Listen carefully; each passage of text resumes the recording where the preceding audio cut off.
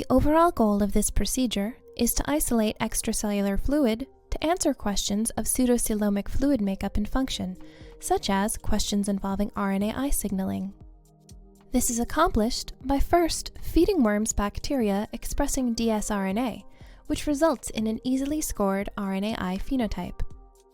Next, the worms are allowed to disseminate RNAi silencing signals throughout the body. Then, the total volume of available extracellular fluid is increased. Finally, a microinjection needle is used to remove the extracellular fluid and inject it into an RNAi-naive worm. Ultimately, the presence of RNAi silencing signals can be shown through the scoring of progeny of injected worms.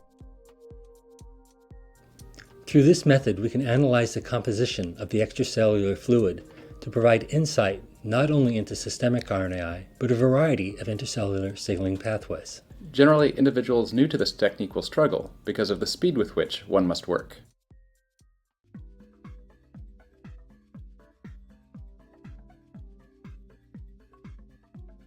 To prepare donor worms using Clear1 E1745, streak out bacteria expressing dsRNA for single colonies on Lb plus carbonicillin plates.